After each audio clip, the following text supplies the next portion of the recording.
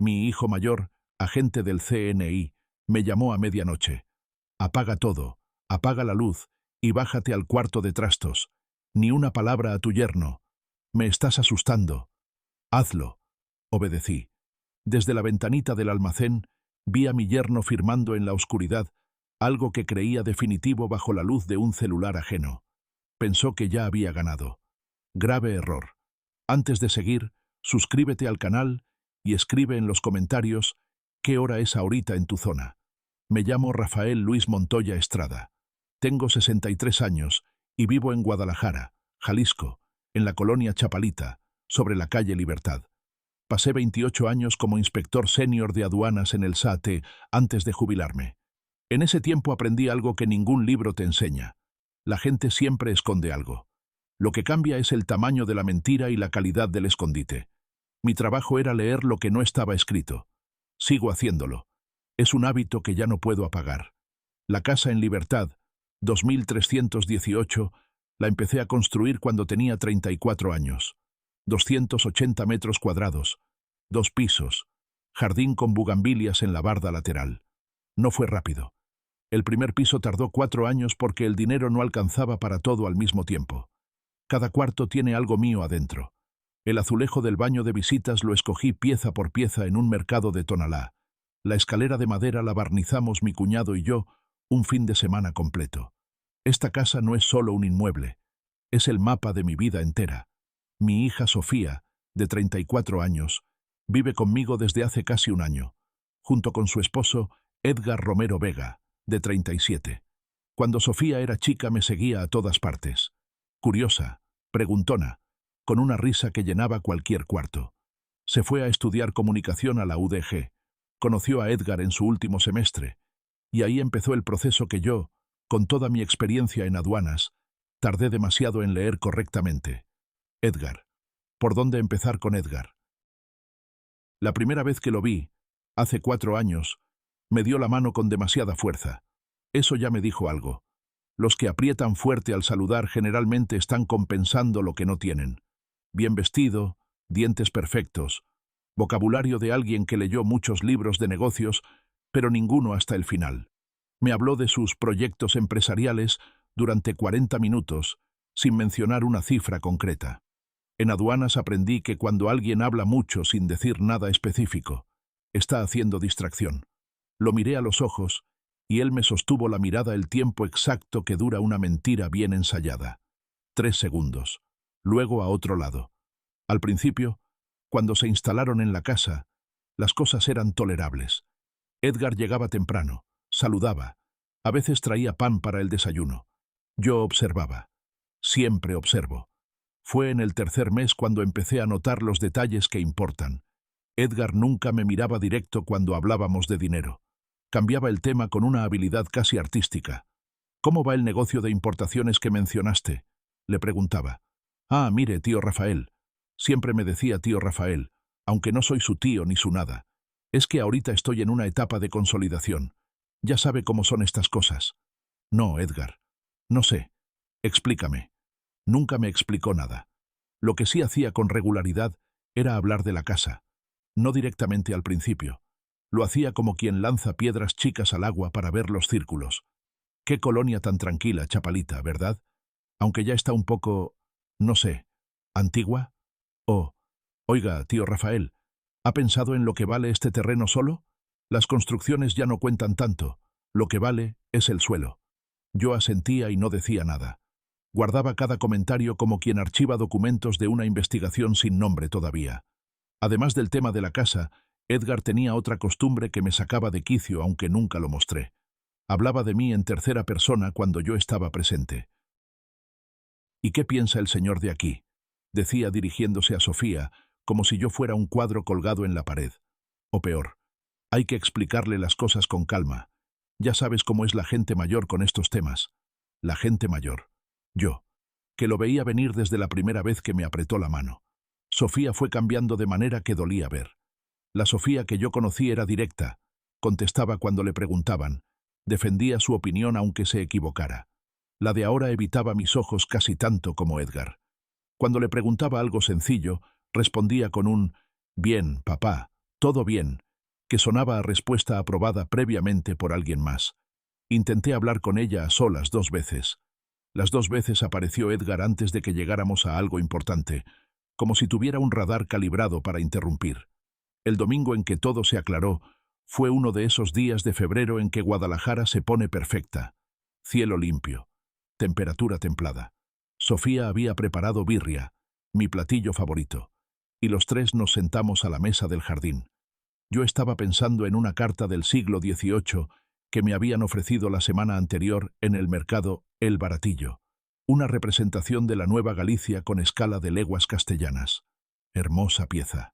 Edgar abrió la boca. Oiga, tío Rafael, esa voz suya, siempre con tono de quien va a hacerle un favor al mundo. Estaba pensando, una propiedad como esta, en Chapalita, con este metraje, ya no es realmente un activo, ¿sabe? En el mercado actual, una casa así es más un pasivo. El mantenimiento, el predial, la zona que ya no está tan de moda para los compradores jóvenes. Se detuvo. Me miró con su sonrisa de dientes perfectos, esperando algo. Sofía miraba su plato como si ahí dentro hubiera algo muy interesante. Yo tomé una cucharada de caldo. Lentamente. Lo miré. No dije nada. El silencio duró exactamente lo que necesitaba durar para que Edgar entendiera que el comentario no había pasado desapercibido. Pero tampoco lo puse en alerta. En aduanas, cuando encuentras algo sospechoso, no detienes al sujeto inmediatamente. Lo dejas pasar. Lo sigues. Esperas que llegue a donde va. Esa noche, pasadas las 10, bajé por un vaso de agua. Al pasar frente a la puerta entreabierta del estudio de Sofía, escuché la voz de Edgar al teléfono.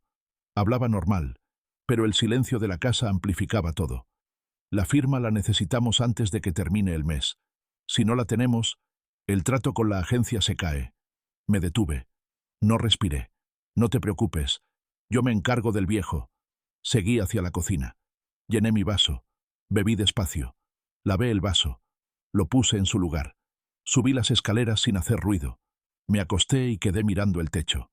Afuera, las bugambilias del jardín se movían con el viento nocturno. Esta casa tiene un sonido propio en el silencio. Lo conozco de memoria.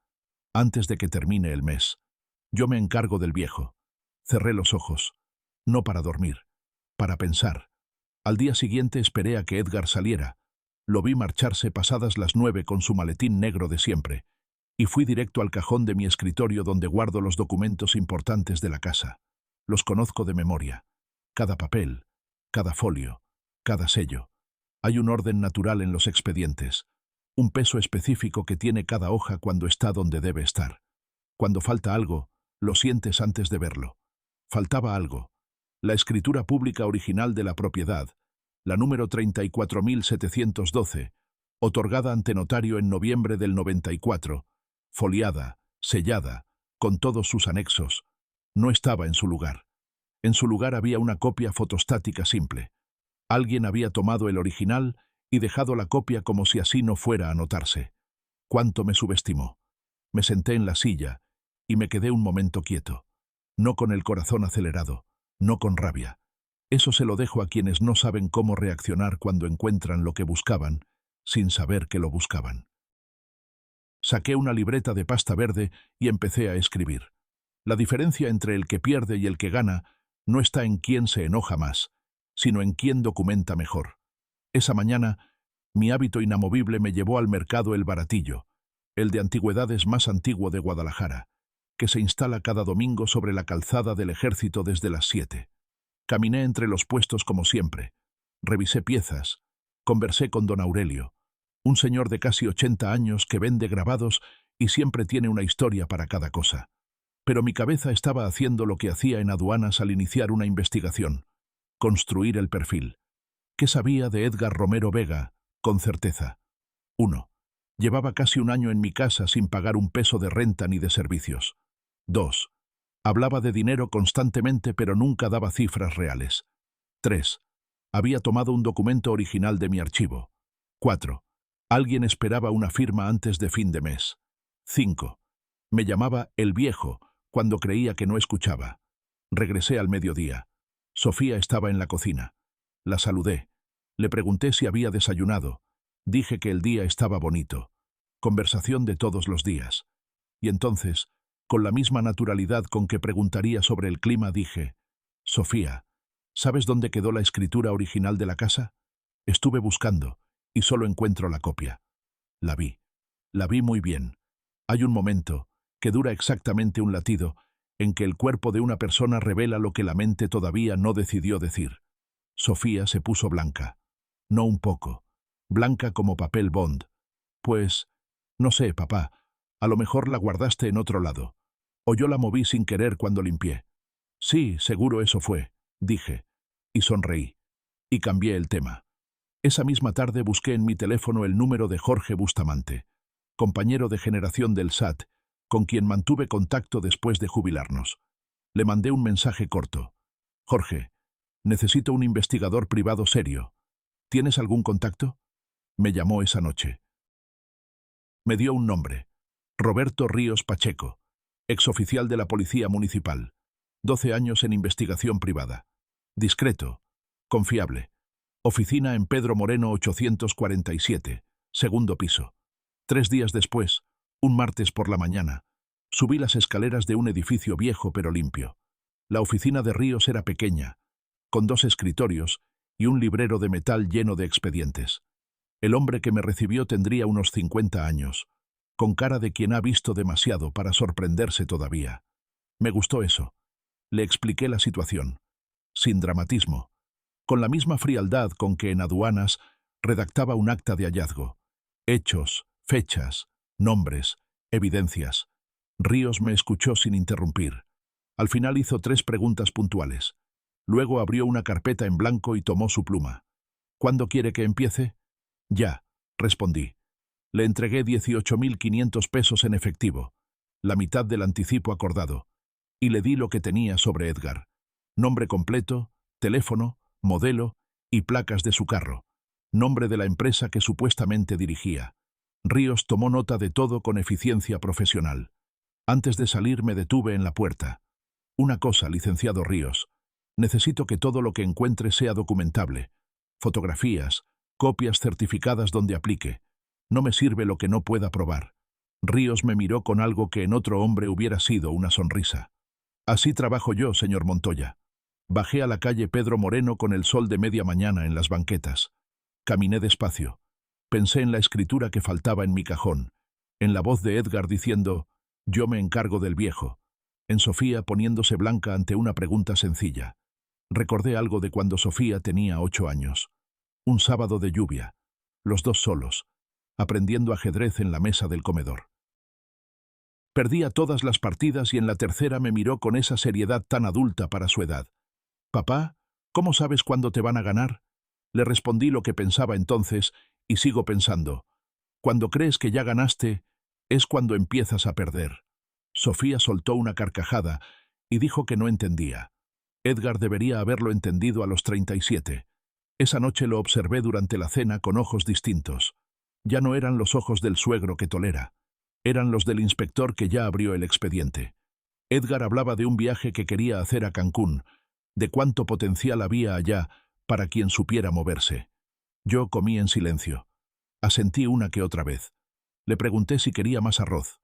Había pasado casi 3 décadas en un trabajo donde la paciencia era método, no virtud. Había esperado horas en una garita para que un contrabandista cometiera el error que lo delatara. Tenía tiempo, tenía calma, y ahora tenía a Roberto Ríos Pacheco buscando lo que yo aún no podía ver. 3 días después de mi visita a su oficina, sonó mi teléfono. Era él. «Señor Montoya, le tengo algo interesante. Su yerno mandó hacer hace poco una evaluación de su propiedad. Oficial. Con un perito certificado por la Sociedad de Peritos Valuadores de Jalisco». Me quedé en silencio un momento. «¿Cuándo fue eso?», pregunté. «Hace 3 semanas. El reporte está firmado y tiene número de registro». Colgué. Me senté en el sillón de mi cuarto. A mi derecha, sobre el estante, estaban mis mapas en restauración. Un plano del Bajío de 1821. Un mapa colonial de Guadalajara. Fragmentos de cartas náuticas. Documentos que sobrevivieron siglos porque alguien los cuidó con atención. Mi casa llevaba 30 años en pie, porque yo la construí piedra por piedra. No iba a dejar que nadie se la llevara con un papel firmado deprisa. Lo que viniera después, que viniera. Ríos me llamó exactamente una semana después de nuestra primera reunión. No era de los que mandan mensajes con actualizaciones parciales, ni de los que llaman para decir que están trabajando en ello. Cuando llamaba, era porque tenía algo concreto que mostrar. Señor Montoya, ¿puede venir mañana por la mañana? A las 9 estoy ahí. Esa noche cené con Edgar y Sofía como cualquier otra noche. Edgar hablaba de una serie que estaba viendo sobre empresarios exitosos en Miami, con ese entusiasmo de hombre que estudia los movimientos ajenos porque no confía en los propios. Sofía servía los frijoles. Yo comía mi caldo de res y pensaba en otra cosa. Llevaba días practicando el arte de estar presente, sin estar presente. La técnica del inspector en garita, que observa sin que lo noten, que registra sin anotar. La clave es no mirar demasiado. Los culpables se sienten vigilados aunque no los estés mirando. Lo que hace la diferencia es darles exactamente la atención que necesitan para sentirse seguros. Edgar esa noche estaba animado. Se sirvió una segunda copa de vino. El vino era mío, por supuesto, como todo lo demás en esa casa, y arrancó con Cancún otra vez. Es que allá el mercado inmobiliario está en otro nivel, tío Rafael. La derrama turística, los desarrollos frente al mar, los extranjeros que compran sin regatear. Lo que aquí tarda 20 años, allá lo construyes en 5. Qué interesante, dije, y me serví otro poco de caldo. Sofía no abrió la boca. Miraba su plato con esa concentración artificial que había desarrollado en los últimos meses. La mirada fija en la comida, como si el simple acto de comer requiriera toda su atención. Años atrás, cuando éramos solo los dos en esta casa, ella era la que más hablaba en la mesa. Me contaba de su trabajo, de sus amigos, de alguna película que había visto el fin de semana. La Sofía de ahora había aprendido a ocupar el menor espacio posible. Su silencio pesaba más que todas las palabras de Edgar. Observé a Edgar por encima de mi vaso. El brillo en los ojos que le daba a hablar de dinero, la manera en que sus manos se animaban cuando describía transacciones hipotéticas, el tono que adoptaba cuando calculaba en voz alta, no el tono de quien piensa, sino el de quien ensaya frente a un espejo. Hacía meses me resultaba irritante.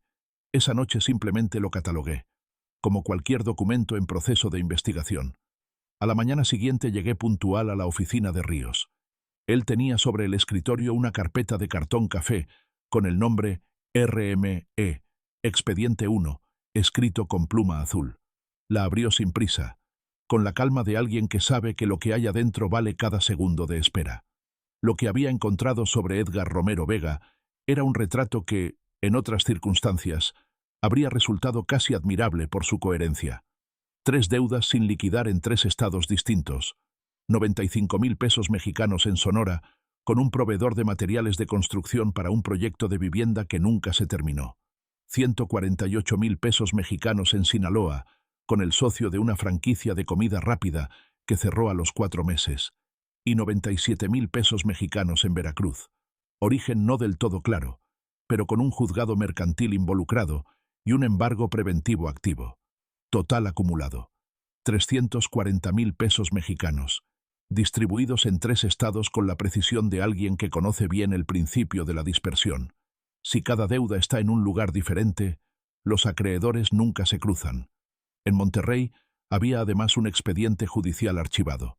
Edgar había participado como intermediario en la operación de venta de un inmueble usando un poder notarial cuya autenticidad fue cuestionada por el registro. El caso se cerró porque el propietario original optó por no continuar con la demanda. Ríos tenía el número de expediente, el nombre del juzgado y el año en que ocurrió. 3 años atrás, antes de que Edgar conociera a Sofía. Y entonces llegó lo más importante.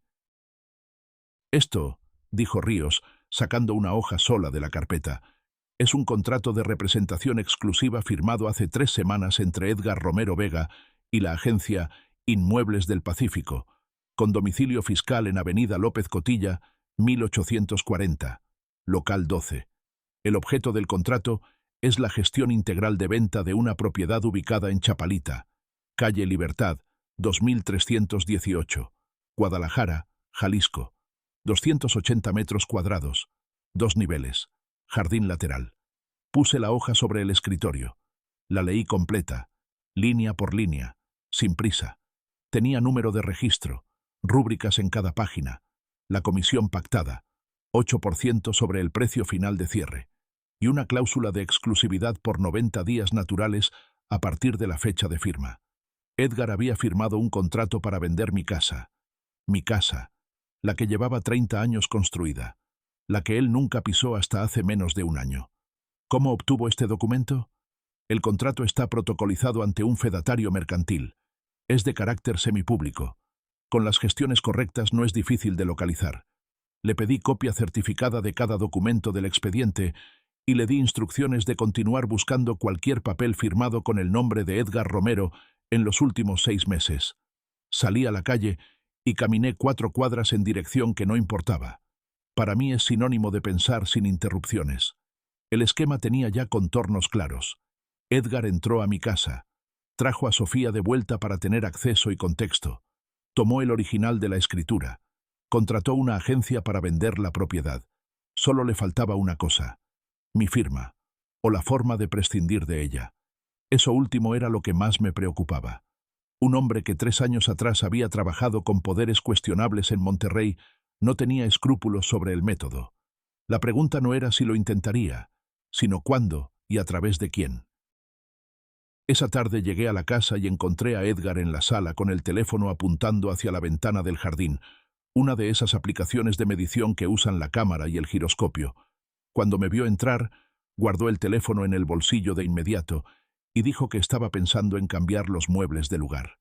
«Qué buena idea», respondí. «Los muebles son míos, por cierto, en caso de que no lo recordaras». Sonrió. Esa sonrisa de dientes perfectos que ya había aprendido a leer como lo que era. El gesto de quien calcula antes de reaccionar, no de quien se divierte. Esa noche, pasadas las 11, me llegó un mensaje de Ríos. Solo decía: «Revise su correo». Abrí la fotografía en el teléfono. Fue tomada desde la calle con buen lente. La entrada de la Agencia Inmuebles del Pacífico en López Cotilla. Edgar sostenía la puerta abierta para una mujer de unos 40 años. Traje oscuro formal, carpeta bajo el brazo. Los dos entraban juntos. La hora en los metadatos de la imagen: 6:43 de la tarde. Ese mismo día. Debajo de la foto, Ríos había escrito una sola línea: «La mujer no es su hija». Al día siguiente busqué a Jorge Bustamante, mi ex colega del SAT, con quien mantuve contacto estos años, y le pedí una recomendación diferente a la de Ríos. Esta vez necesitaba un notario público, no cualquiera, alguien metódico, con experiencia en litigios de propiedad y poca tolerancia para las imprecisiones. Jorge me dio el nombre sin dudar: licenciado Alfredo Suárez Mendoza, titular de la Notaría Pública número 47 de Guadalajara, con oficina en Avenida Vallarta, 1590, quinto piso, oficina 504. De los que revisan cada coma 3 veces antes de poner el sello, me dijo Jorge. Eso era exactamente lo que necesitaba. Pedí cita para 2 días después. Me la confirmaron al día siguiente en la mañana. Suárez Mendoza salió puntual a recibirme. 60 y tantos años bien llevados, lentes de armazón metálico, traje gris marengo con corbata color vino. El tipo de hombre que dice, en consecuencia, en conversación cotidiana, y que escucha con la misma atención con que lee un contrato. Me dio la mano con firmeza moderada. Ni el apretón compensatorio de Edgar, ni la presión blanda del inseguro. La mano de alguien que no necesita demostrar nada a nadie. Me senté frente a su escritorio y le expliqué la situación con la misma economía de palabras que había usado con Ríos. Hechos, documentos disponibles, cronología estimada. Suárez tomó notas con pluma fuente en una libreta rayada. No me interrumpió una sola vez. Cuando terminé, cruzó las manos sobre el escritorio. Lo que usted describe, señor Montoya, es un esquema que hemos visto antes en esta ciudad. No frecuente, pero existe. Y la pregunta central es la que usted ya se está haciendo. ¿Cómo pretende vender lo que no es de él? Exactamente eso. Hay una respuesta. Un poder notarial. Si alguien presenta ante cualquier notaría un poder a su nombre, firmado supuestamente por usted en calidad de propietario, ese notario puede tramitar la operación sin su presencia física. El apoderado actúa legalmente como si fuera usted. ¿Y si el poder es falso? Es un delito, pero el daño puede estar consumado antes de que se compruebe la falsedad. En compraventa de bienes raíces, el tiempo entre la firma de la escritura y la inscripción en el registro público puede ser de días. Para cuando alguien reaccione judicialmente, el inmueble ya cambió de manos. Lo miré. Él me miró. ¿Qué puedo hacer para impedirlo? Suárez juntó las yemas de los dedos. Varias cosas, pero la más sólida es esta: modificar su testamento e incluir un usufructo vitalicio a su favor sobre la propiedad. Usted puede dejar el bien en herencia a sus hijos, conservando el derecho de uso y disfrute de manera vitalicia e irrevocable. Ningún notario en la República puede tramitar la venta de un inmueble con usufructo vitalicio activo sin la firma expresa del usufructuario, que en este caso sería usted. ¿Pueden impugnarlo? Es un derecho real inscrito en el registro público de la propiedad. No se impugna, se respeta o se enfrenta a un proceso judicial largo y costoso que ningún comprador querría asumir. ¿Cuánto tarda? Con los documentos en orden. Testamento firmado y enviado al registro en 10 días hábiles. ¿Cuánto cuesta? Honorarios notariales más derechos registrales. 12.000 pesos. El único problema era la escritura original desaparecida. Suárez me explicó que podía solicitar copia certificada en las oficinas del Registro Público de la Propiedad en Federalismo Norte, con el número de folio real del inmueble, entre 5 y 8 días hábiles. No era el original, pero tampoco era un obstáculo insalvable. Salí de la notaría con una lista de documentos y con algo más valioso que cualquier papel: claridad. Hasta ese momento sabía que había un problema serio. Ahora sabía cómo construir la respuesta. Los días siguientes trabajé con la eficiencia de quien tiene una lista y tacha elementos uno por uno. Solicité la copia certificada de la escritura en Federalismo Norte. Reuní el acta de nacimiento, los recibos de predial de los 3 últimos años, mi credencial de elector vigente. Todo en una carpeta azul de 2 argollas, la misma clase que usé en el SAT durante décadas, en decenas de expedientes de revisión que terminaron con aduaneros corruptos fuera del servicio. Mientras tanto, seguí con mi vida de siempre. Todas las mañanas, café solo con pan dulce en la cocina. Algunas tardes, trabajo con los mapas. Tenía en proceso de catalogación un plano urbano de la Ciudad de México de 1882 y una carta geográfica de Jalisco de principios del siglo XX. Los limpiaba con brocha suave, los fotografiaba con luz cenital, anotaba sus características. Hay algo ordenador en trabajar con documentos viejos cuando el presente se complica. Los mapas muestran lo que había, tal como era, sin interpretación ni disimulo. A los 8 días hábiles, Suárez Mendoza me llamó para confirmar que tenía todo en regla. Fijamos cita para 3 días después. Llegué puntual. Firmé el testamento público abierto ante el licenciado y 2 testigos empleados de la notaría, y entregué el cheque por 12.000 pesos. El documento establecía con precisión quirúrgica: el inmueble en Libertad, 2318, Chapalita, Guadalajara, quedaría en herencia para mis hijos Marcos y Sofía Montoya, en partes iguales, sujeto a usufructo vitalicio irrevocable a favor de Rafael Luis Montoya Estrada. Ninguno de los dos, y por extensión, ningún cónyuge, podría vender, gravar, ni disponer del bien, sin mi consentimiento expreso y firmado, mientras yo viviera. El documento queda inscrito en el registro en 5 días hábiles, dijo Suárez al despedirme. De regreso, pasé por el mercado a comprar jitomates y caminé despacio. Pensé en Edgar midiendo las ventanas con su aplicación de teléfono. Pensé en el contrato de representación exclusiva. 90 días, 8% de comisión. Pensé en los 340.000 pesos mexicanos de deudas repartidas en 3 estados, en el expediente de Monterrey, en la mujer del traje oscuro con carpeta bajo el brazo. Y pensé en el usufructo vitalicio que en 4 días quedaría inscrito con mi nombre en el registro público de Jalisco, como una piedra que nadie podría mover. Estaba llegando a la casa cuando sonó el teléfono. Era Ríos, directo como siempre. La mujer de la foto tiene nombre, señor Montoya. Se llama Carla Vega Ramírez, licenciada en Derecho por la Universidad Autónoma de Jalisco, con especialidad en materia notarial. Su práctica profesional se concentra casi exclusivamente en un tipo de trámite. Esperé. Poderes notariales, dijo. Y ya tiene una cita agendada. En 5 días. El timbre de la puerta sonó un viernes por la tarde, cuando yo estaba en el estudio revisando el plano del bajío que tenía en catalogación. No esperaba a nadie. Edgar estaba fuera. Sofía en su cuarto con la puerta cerrada. Me levanté, bajé las escaleras, abrí la puerta. Marcos. Mi hijo mayor tiene 40 años, pero a veces parece que los carga al revés. La postura recta, la mirada directa, el gesto de alguien que está siempre evaluando el entorno sin que parezca que lo hace. Trabaja en el Centro Nacional de Inteligencia desde hace 12 años, con sede en la Ciudad de México, y viene a Guadalajara cuando puede o cuando debe. Esa tarde cargaba una maleta pequeña y traía la expresión que en él equivale a lo que en otro hombre sería alarma total. «Papá, Marcos, pasa». Entró, dejó la maleta junto a la escalera y me siguió a la cocina. Antes de que yo pudiera decir nada, me miró de frente. «¿Está Edgar en la casa?» «Salió hace una hora». «¿Sofía?» «Arriba. Necesito hablar contigo. Solo los dos». Lo llevé al estudio y cerré la puerta. Me senté en el sillón de trabajo. Él prefirió quedarse de pie, de espaldas al librero, como si necesitara espacio para lo que iba a decir. Marcos no es hombre de rodeos, y esa tarde no fue la excepción. Lo que me contó en los siguientes 20 minutos reconfiguró lo que yo ya sabía y le añadió una capa que no había visto.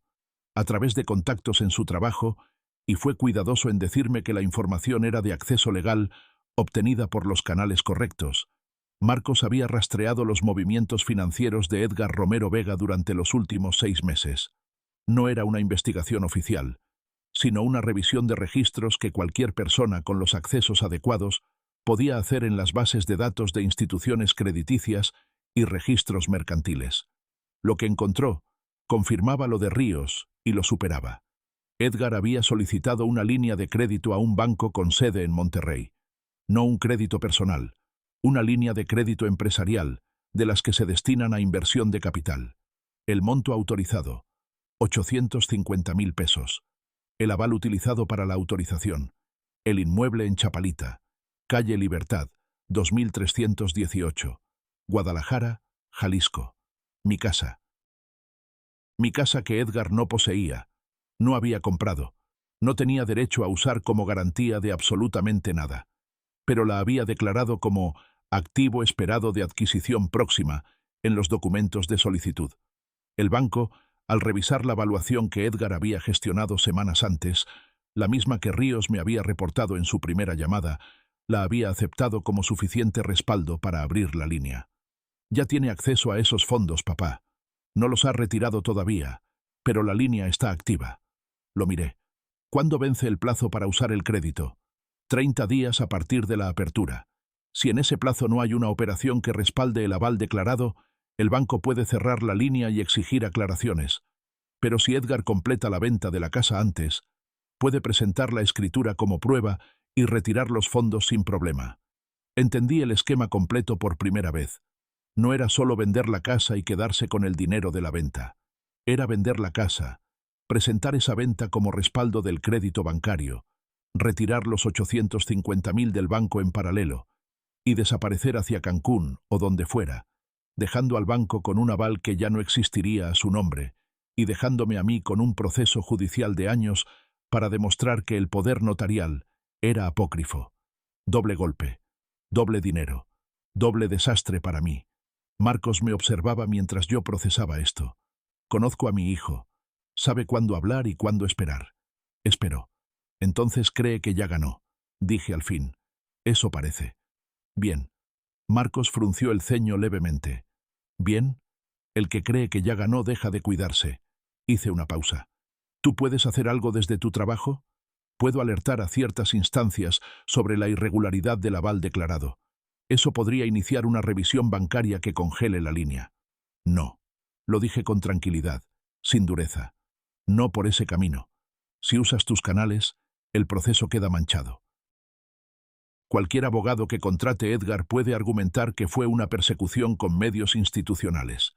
Necesito que todo lo que hagamos sea limpio, documentado y civil. Yo lo manejo.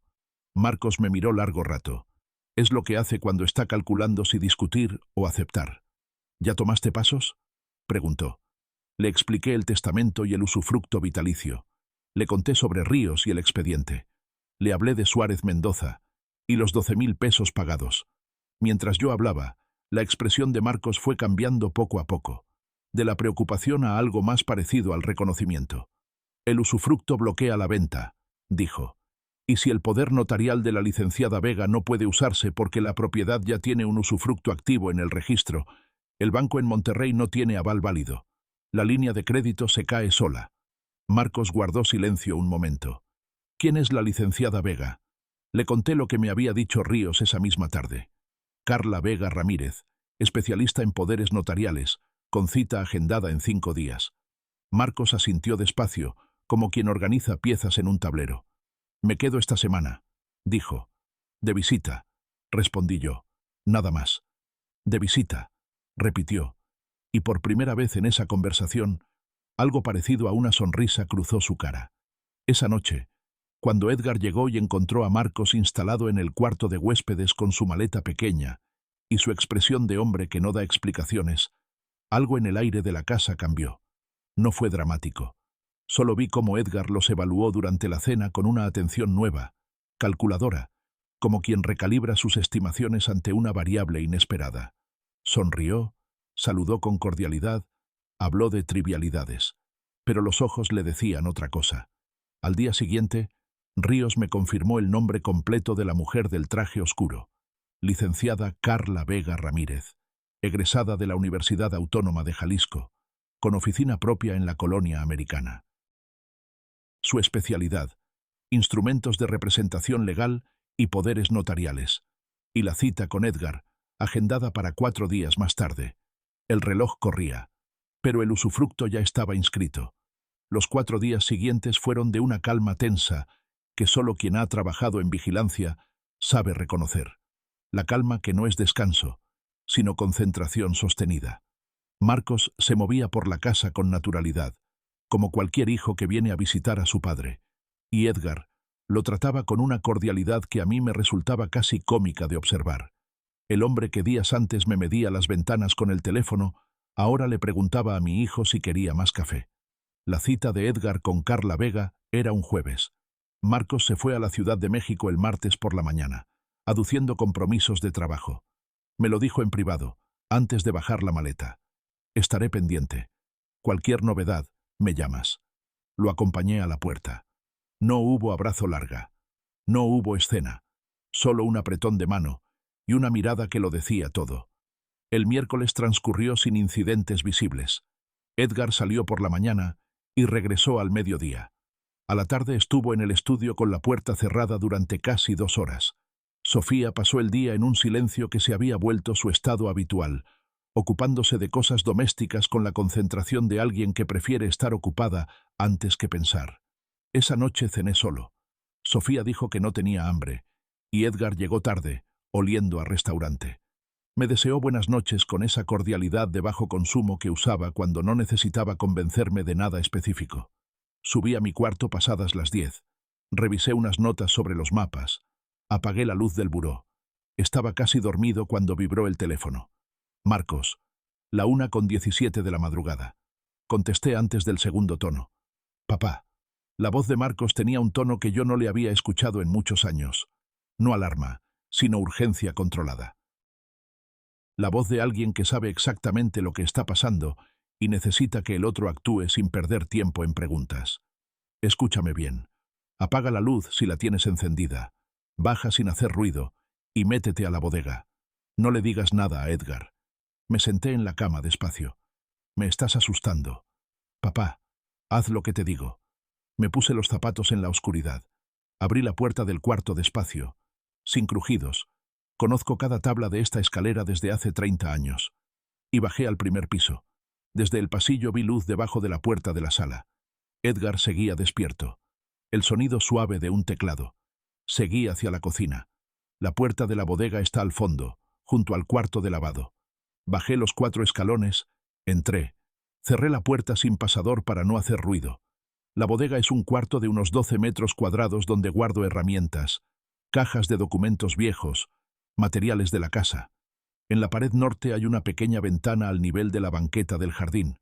Una de esas ventanas de ventilación que en las construcciones de los años 80 ponían en los semisótanos, de unos 40 centímetros de ancho por 20 de alto. Me acerqué despacio. Afuera estaba oscuro, pero la luna daba suficiente luz para ver el jardín y la reja que separa el jardín de la banqueta lateral. Y entonces los vi. Edgar estaba de pie junto a la reja del jardín, del lado de adentro, cerca de la higuera que planté hace 15 años. Frente a él, del otro lado de la reja, una mujer, traje oscuro, carpeta bajo el brazo, la misma que había visto en la fotografía de Ríos. Hablaban en voz baja. No podía escuchar las palabras, pero sí los gestos. La mujer, Carla Vega Ramírez, abrió la carpeta y sostuvo algo bajo la luz de su teléfono, que Edgar usaba como lámpara. Un documento. Varias páginas. Edgar lo revisó página por página, con la atención de alguien que verifica antes de firmar. Ella señalaba líneas con el dedo. Él asentía. Luego Edgar tomó la pluma que ella le extendía. Firmó. No una vez. 3 veces, en distintas páginas. Me quedé inmóvil. El frío del piso de la bodega subía por los zapatos, pero no lo sentí. Lo que sentí fue algo que no tiene nombre exacto. No miedo. No rabia. Más parecido a la sensación de ver algo que ya sabías que iba a pasar y que de todas formas, al verlo, te golpea con peso propio. Mi teléfono vibró en mi mano. Marcos. ¿Qué ves? Susurró. Está firmando algo. Respondí, en voz tan baja que apenas me escuché yo mismo. Afuera, en el jardín. Con ella. Con la licenciada Vega. Un silencio breve. El poder notarial, dijo Marcos. Eso parece. Papá, escúchame. Una pausa de 2 segundos. La pausa de alguien que ordena lo que va a decir antes de decirlo. El usufructo ya está inscrito en el registro desde hace 2 días. Ese poder que está firmando no sirve para nada. Ningún notario va a tramitar esa venta. Pero hay una cosa más que necesitamos hacer para cerrar todos los accesos. Mañana tienes que ir con Suárez Mendoza. ¿Qué necesita Suárez? Una anotación preventiva en el registro público de la propiedad. Es un bloqueo adicional, temporal, que impide cualquier operación con el inmueble durante 60 días. Si el usufructo es el candado, la anotación preventiva es la segunda llave que nadie tiene. Afuera, Edgar le devolvía la pluma a Carla Vega. Ella guardaba los documentos en la carpeta. Se dieron la mano. Ella caminó hacia la calle y desapareció. Edgar se quedó solo un momento en el jardín, mirando la casa con una expresión que desde la ventana de la bodega yo no podía leer bien, pero que imaginé sin dificultad. La expresión de alguien que cree que acaba de terminar la parte difícil del plan. Lo haré a primera hora, dije. Bien. Otro silencio. ¿Estás bien? Lo pensé un segundo. En la bodega, entre cajas de documentos viejos y herramientas, con los zapatos sobre el piso frío y el teléfono pegado a la oreja, viendo por una ventana de ventilación cómo mi yerno firmaba papeles en la oscuridad, creyendo que nadie lo veía. Estoy bien, respondí. Y era verdad, porque lo que acababa de ver no me debilitaba, me confirmaba. Todo lo que había construido en las últimas semanas, el testamento, el usufructo, el expediente de Ríos, había sido exactamente lo correcto. Edgar había dado el paso que yo esperaba, y lo había dado demasiado tarde. Subí las escaleras de la bodega con cuidado, atravesé la cocina en silencio y regresé a mi cuarto. Desde el pasillo seguía viendo luz bajo la puerta de la sala. Edgar todavía estaba despierto, seguramente revisando en su teléfono algo relacionado con los pasos siguientes de un plan que ya no tenía hacia dónde ir. Me acosté. Esta vez sí me dormí. A la mañana siguiente me levanté antes de las 7. Me vestí. Desayuné solo en la cocina. Café, pan tostado, el silencio de una casa que todavía dormía. Y salí antes de que Edgar bajara. Llegué a la notaría de Suárez Mendoza a las 9 en punto. Él ya me esperaba. Le había mandado un mensaje la noche anterior, después de hablar con Marcos, explicándole lo que había visto desde la bodega y lo que necesitábamos hacer. Suárez no se sorprendió. Supongo que en su trabajo los hombres que llegaban a necesitar este tipo de medidas no eran tan raros como uno quisiera creer. La anotación preventiva, dijo mientras preparaba el formulario, es un mecanismo del artículo 3007 del Código Civil Federal y del Código Registral de Jalisco. Le da al solicitante un bloqueo cautelar sobre el inmueble durante 60 días naturales. En ese periodo, ningún notario del Estado puede tramitar ninguna operación sobre esa propiedad sin que el registro le informe del bloqueo activo. ¿Cuánto tarda en aplicarse? Si presentamos la solicitud hoy antes de las 12, el asiento provisional queda registrado hoy mismo. La confirmación escrita tarda entre 48 y 72 horas. Entonces presentamos hoy. Suárez preparó la solicitud en 20 minutos. Yo firmé. Él estampó el sello de la notaría. Bajamos juntos al registro público de la propiedad en Federalismo Norte, donde Suárez tenía trato frecuente con los funcionarios de ventanilla. La solicitud entró a las 11:40. Mientras salíamos del edificio, le llamé a Ríos. Necesito que presentes la queja formal contra Carla Vega Ramírez hoy, ante el Colegio de Notarios y ante la Comisión Estatal de Derechos Humanos si es necesario, pero el colegio primero.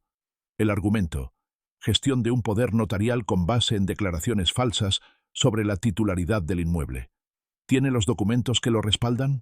Todo el expediente que usted mismo armó, más la fotografía de la firma nocturna en el jardín. Eso es suficiente para abrir una revisión.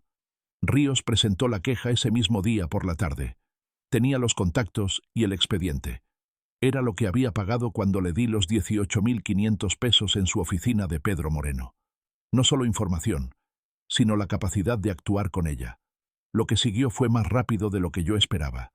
Y eso en México no es lo habitual. Los procesos burocráticos aquí tienen su propio tiempo. El registro público, el colegio de notarios, los juzgados civiles. Todo tiene sus plazos, sus formularios, sus ventanillas. Pero cuando los documentos están en orden y la solicitud es procedente, las cosas avanzan. Y los nuestros estaban impecables. Suárez Mendoza se había encargado de eso. Al día siguiente de presentar la solicitud, la Agencia Inmuebles del Pacífico recibió una notificación del registro público informando que el inmueble en Libertad, 2318, tenía una anotación preventiva activa y no podía ser objeto de ninguna operación de compraventa por los siguientes 60 días naturales.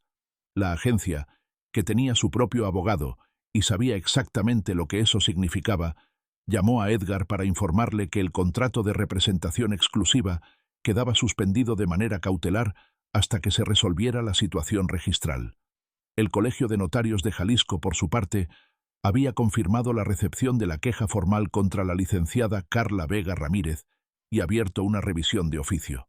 Eso significaba que cualquier trámite que ella intentara procesar estaba bajo escrutinio y que ningún fedatario que supiera del expediente querría tocar ese poder notarial con una vara de 3 metros. Supe lo que pasó después porque lo vi en la cara de Edgar cuando llegó a la casa esa tarde. Entró por la puerta principal con ese paso suyo de hombre que controla el espacio por donde camina, un paso que en los últimos meses yo había aprendido a leer como el paso de alguien que necesita aparentar lo que no siente. Esa tarde el paso era distinto, más corto, más rígido, los hombros ligeramente elevados, la mandíbula apretada de esa manera que tiene la gente cuando está procesando una mala noticia y todavía no sabe si gritar o actuar. Lo observé desde la sala, donde yo estaba revisando unos documentos sobre la mesa. No dije nada. Esperé. Edgar se detuvo en el umbral. Me miró. ¿Fuiste tú?, preguntó. Sin el tío Rafael de siempre, sin la cordialidad de show. Lo miré con calma. ¿Yo qué, Edgar? La agencia me acaba de llamar. El registro bloqueó la propiedad. Ah, dije. Y no agregué nada más. Se quedó parado en el umbral un momento. Su cara hacía lo que hacen las caras cuando la mente trabaja más rápido de lo que el gesto puede ocultar. Una contracción leve alrededor de los ojos, un parpadeo fuera de ritmo, la boca que se abre y se cierra antes de encontrar las palabras. El Edgar que llegó a esta casa hace casi un año, el de los proyectos empresariales vagos y la sonrisa de vendedor, ya no estaba en ese umbral. En su lugar había algo más desnudo, la cara de un hombre que apostó todo a una mano y acaba de ver las cartas del otro jugador. Luego llegó la pregunta que yo sabía que iba a llegar tarde o temprano, la que me decía que ya no estábamos en la fase de disimulo, sino en la de confrontación abierta. ¿Cuánto sabes? Me tomé un segundo. Lo miré directo. Edgar, pasé 28 años abriendo las valijas de la gente en la frontera. Cajas de cartón, bolsas de tela, maletas diplomáticas. Aprendí a leer lo que la gente esconde mucho antes de abrirlo. La tuya no fue difícil. Hice una pausa. ¿Quieres café? El color de su cara en ese momento pasó por 3 estados distintos en menos de 5 segundos. Del rojo encendido de la rabia al blanco apagado del reconocimiento. Y de ahí a algo más parecido al cálculo frío de quien entiende que el terreno cambió, pero todavía no sabe cuánto. Los dientes perfectos no sonreían. La voz, cuando volvió a hablar, tenía un tono que nunca le había escuchado antes. Plano, sin el barniz de vendedor. Voy a arreglarlo, dijo. Claro, respondí, y volví a mis documentos. Se fue a su cuarto. Escuché sus pasos en la escalera, luego la puerta cerrarse. Sofía estaba en algún lugar de la casa. No había bajado durante el intercambio. Esa noche, pasadas las 9, escuché desde mi cuarto el teléfono de Edgar sonar varias veces en el pasillo. Su voz, en un tono que atravesaba las paredes sin que yo pudiera escuchar las palabras. Llamadas cortas, varias seguidas, y después silencio. Lo que no supe hasta el día siguiente fue que Edgar había llamado a Sofía 4 veces esa noche. Las 4, Sofía dejó sonar el teléfono sin contestar. Sofía tocó a mi puerta un domingo por la mañana, 2 días después de la confrontación con Edgar. Eran las 9. Él había salido temprano sin decir a dónde. Abrí la puerta. Mi hija estaba parada en el pasillo, con una expresión que no le había visto en mucho tiempo, sin la máscara de normalidad forzada, sin los ojos calculando qué decir antes de decirlo. Solo el cansancio real de alguien que lleva demasiado tiempo cargando algo que pesa más de lo que admitió. ¿Puedo pasar?, preguntó. Esta es tu casa, respondí. Entramos al estudio. Me senté en el sillón de trabajo. Ella se sentó en la silla frente al escritorio, que es donde se sientan las visitas cuando vienen a hablar de algo serio. Eso me dijo algo sobre cómo veía ella ese momento. No empecé preguntando. Fui al cajón del escritorio y saqué una copia del expediente que Ríos había armado.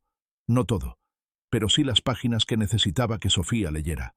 Las puse sobre el escritorio frente a ella. Sin palabras, sin acusaciones, solo los papeles. Sofía los miró. Luego empezó a leer. Pasaron varios minutos. Yo no la interrumpí. Afuera, en el jardín, los bugambilias movían sus ramas con el viento de la mañana. El sonido de la calle llegaba amortiguado. Sofía llegó a la página del expediente del banco en Monterrey. La leyó 2 veces.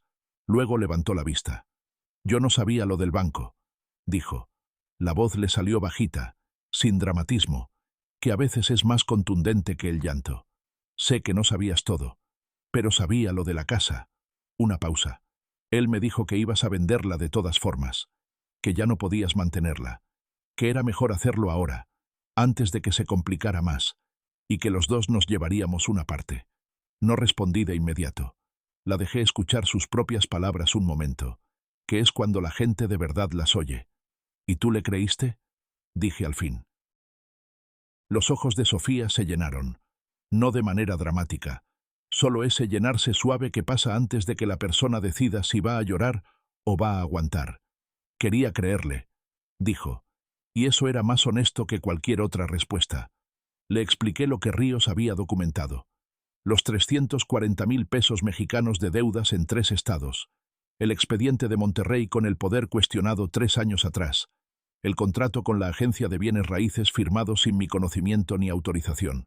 Y lo más importante, la línea de crédito bancaria de 850,000 pesos mexicanos, con mi casa como aval falso, declarada como activo esperado de adquisición próxima en los documentos del banco. Le expliqué todo con la misma claridad con que alguna vez expliqué un procedimiento de revisión a un agente nuevo en aduanas. Sin dramatismo, sin crueldad, pero sin omitir nada que necesitara estar en la imagen completa. Si Edgar hubiera completado la venta, le dije, el banco habría liberado esos fondos con la escritura como respaldo. Él habría tomado el dinero del crédito y el dinero de la venta, y habría desaparecido. Tú habrías quedado como copropietaria del proceso, lo que en algunos escenarios te haría corresponsable de un aval fraudulento. Años de proceso judicial para limpiar tu nombre.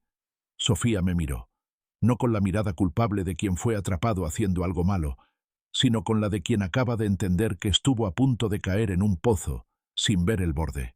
«¿Qué necesitas de mí?», preguntó. Una declaración. Ante el licenciado Suárez Mendoza, en calidad de testimonio voluntario, que describes las circunstancias en que desapareció la escritura original, lo que Edgar te dijo sobre sus intenciones, y que confirmas que nunca hubo autorización tuya ni mía para ninguna operación sobre esta propiedad. ¿Eso es suficiente? Con el resto del expediente sí. Le cierra el acceso legal desde todos los ángulos. Sofía asintió despacio. Se quedó mirando los papeles un momento más. ¿Me odias?, preguntó sin levantar la vista. La pregunta me tomó un segundo. No porque no supiera la respuesta, sino porque quería darle la correcta. No, pero tampoco voy a mentirte diciéndote que esto no dolió.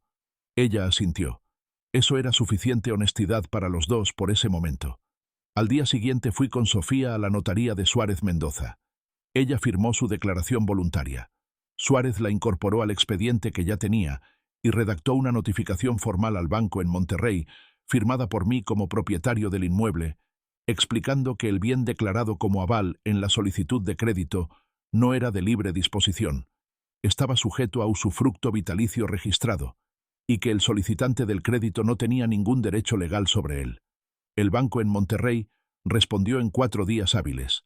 La línea de crédito de 850,000 pesos mexicanos a nombre de Edgar Romero Vega quedaba suspendida de manera cautelar, pendiente de aclaración de la garantía declarada.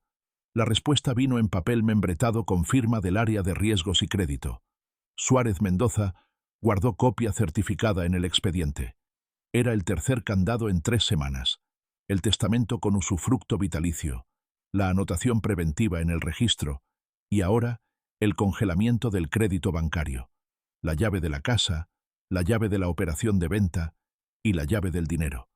3 accesos cerrados por 3 rutas distintas, todas legales, todas documentadas, todas irreversibles sin un proceso judicial largo y complicado que Edgar no tenía los recursos ni la posición para sostener. Edgar lo supo ese mismo día. ¿Cómo lo supo? No sé. Pero llegó a la casa esa tarde con una tensión que ya no intentaba disimular. Subió directamente a su cuarto. 2 horas después, bajó con una maleta pequeña, la misma con que había llegado, casi un año atrás, con esa sonrisa de dientes perfectos y ese apretón de mano demasiado fuerte. Sofía estaba en la sala. Él le dijo algo en voz baja que yo no escuché desde la cocina. Ella no respondió. Él salió por la puerta principal. En la mesa de la sala, Sofía encontró una hoja doblada con su nombre escrito a mano. La tomó, la leyó, la dobló de nuevo y la dejó sobre la mesa. No lloró. O si lloró, lo hizo después, en privado, que es su derecho. Yo me serví un vaso de agua y esperé. El teléfono de Edgar, cuando Sofía intentó llamarle esa noche, estaba apagado. 3 días después de que Edgar saliera de la casa con su maleta, Sofía bloqueó sus tarjetas compartidas desde la aplicación bancaria en su teléfono. Lo hizo sola, sin pedirme consejo, a las 7 de la mañana, antes de bajar a desayunar. Me lo dijo mientras yo preparaba el café. «Ya las bloqueé», dijo, sin más. «Bien», respondí, y le serví su taza. No fue suficiente, claro. Edgar tenía cuentas propias en un banco diferente, y esas no las podía bloquear Sofía. Lo que intentó al segundo día de haber desaparecido fue lo que Ríos me reportó esa misma tarde, con la precisión habitual de sus llamadas. Edgar había intentado hacer un retiro de efectivo desde una sucursal bancaria en la zona metropolitana de Guadalajara, usando como identificación un pasaporte y alegando cobrar un giro que no existía. La operación fue rechazada por el sistema. Luego intentó en otra sucursal, esta vez con una solicitud de anticipo de crédito personal. Rechazada también, su historial crediticio, con los expedientes abiertos en 3 estados, ya estaba marcado en el buró de crédito desde que Ríos había enviado la documentación pertinente a las instituciones correspondientes. Edgar Romero Vega, el hombre de los proyectos empresariales vagos y los dientes perfectos, estaba descubriendo que los esquemas tienen un momento en que se revierten, y cuando lo hacen, se revierten completos. Al 4.º día, el abogado del Banco de Monterrey me contactó a través de mi licenciado. Yo había contratado a un abogado civil propio, el licenciado Gerardo Fuentes Ibarra, con oficina en la calle Hidalgo, para manejar el aspecto legal del proceso. La comunicación era simple. El banco había iniciado una investigación de fraude civil por la declaración falsa de garantía en la solicitud de crédito. El expediente incluía el número de folio del inmueble en el Registro Público de Jalisco, la fecha de inscripción del usufructo vitalicio, anterior a la solicitud de crédito de Edgar, y la declaración notariada de Sofía. El banco solicitaba la cooperación del propietario del inmueble como testigo. Yo respondí que estaba a sus órdenes y que mi abogado gestionaría los detalles. El fraude civil en México no tiene las mismas consecuencias que el penal, pero tiene las suyas. Una demanda civil exitosa por declaración de garantía falsa puede resultar en sentencia de pago de daños y perjuicios, más gastos procesales, más los honorarios del banco. En el caso de Edgar, con la línea de 850,000 pesos mexicanos como base del reclamo, el número final podía ser considerablemente mayor que la deuda original. Y eso sin contar los 340,000 pesos mexicanos de deudas preexistentes en los 3 estados. Mientras tanto, el Colegio de Notarios de Jalisco terminó su revisión del caso de la licenciada Carla Vega Ramírez en menos de 2 semanas, rápido para los estándares de cualquier proceso disciplinario, pero no sorprendente, dado que el expediente que Ríos había armado era completo y sin ambigüedades. La resolución fue la suspensión temporal de su licencia para ejercer y la anotación en su registro profesional. El poder notarial que Edgar había firmado en el jardín de mi casa a la 1 de la madrugada quedó formalmente anulado, sin efectos legales. Lo que esa noche parecía un paso clave del plan de Edgar ahora era papel sin valor. Fue en esa semana cuando Edgar reapareció. No en persona. No tuvo esa valentía. Lo hizo a través de un abogado que le consiguió sabe uno cómo, un licenciado Octavio Paredes Nuño, cuya tarjeta llegó por mensajería a la dirección de mi abogado Fuentes Ibarra. La comunicación era una propuesta de acuerdo extrajudicial. Edgar reconocía haber tenido información incorrecta sobre la disponibilidad del inmueble. Ofrecía retractarse de cualquier solicitud ante la agencia inmobiliaria y ante el banco, y pedía a cambio que se desistiera de cualquier acción civil. Le mandé la respuesta a través de Fuentes Ibarra. Era corta. Las condiciones para un acuerdo extrajudicial eran las siguientes. Primero, Edgar firmaba un acta de separación de bienes ante notario, en la que declaraba bajo protesta de decir verdad, que nunca tuvo ni tenía derechos reales ni expectativas de derechos sobre el inmueble en Libertad, 2318, Chapalita, Guadalajara. Segundo, la deuda con el Banco de Monterrey era responsabilidad exclusiva de Edgar Romero Vega, sin participación ni corresponsabilidad de ningún miembro de la familia Montoya. Tercero, la escritura pública original del inmueble, que Edgar tenía en su poder, debía ser devuelta en original, en buen estado, en un plazo de 5 días hábiles. Y cuarto, Sofía iniciaría el trámite de divorcio en el juzgado familiar correspondiente, y Edgar se comprometía a no obstaculizarlo. A cambio, nos desistíamos de impulsar la demanda civil ante el banco como querellantes. El licenciado Paredes Nuño respondió al día siguiente. Su cliente aceptaba las condiciones. Me imagino que la conversación entre Edgar y su abogado debió de ser interesante. Un hombre que llegó a esta ciudad con la certeza de que iba a salir de aquí con varios millones en el bolsillo, firmando un documento en el que declaraba no tener derecho a nada. Eso tiene un sabor específico, y no es dulce. La firma del acta de separación de bienes se realizó 5 días después en una notaría del centro de la ciudad, no la de Suárez Mendoza, sino una neutral acordada por los 2 abogados.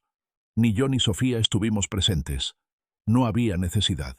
Fuentes Ibarra me mandó un mensaje cuando terminó. Firmado. Todo en orden. Esa tarde fui al mercado El Baratillo. Era domingo, y el mercado estaba en su habitual movimiento de fin de semana.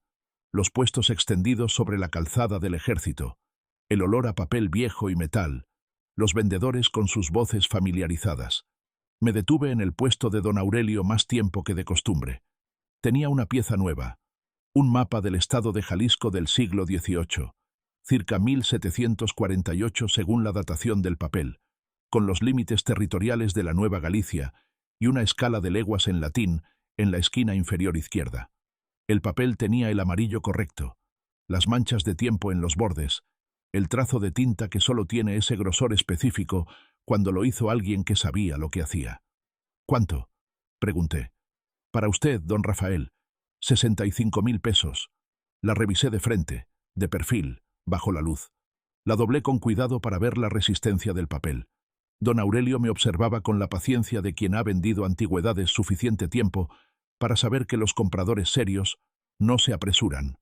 ¿Le puedo hacer una pregunta?, dije. Como guste. ¿Puede falsificarse una pieza así? Don Aurelio se encogió de hombros con filosofía. Todo puede falsificarse, don Rafael. Pero una buena falsificación de esto costaría más que el original. Y al que sabe mirarlo, siempre se le nota algo. Sonreí. Saqué el billete. Me la llevo. 2 semanas después de la firma, la escritura original del inmueble en Libertad, 2318, llegó por mensajería certificada a la dirección de Fuentes Ibarra. El sobre tenía el remitente de un despacho de abogados en Zapopan, sin nombre de persona. Fuentes me la entregó esa misma tarde.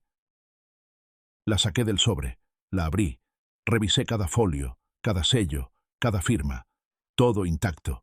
La guardé en su lugar en el cajón del escritorio de mi cuarto, en la carpeta azul donde había estado durante 30 años, entre el recibo del predial y el plano de construcción original.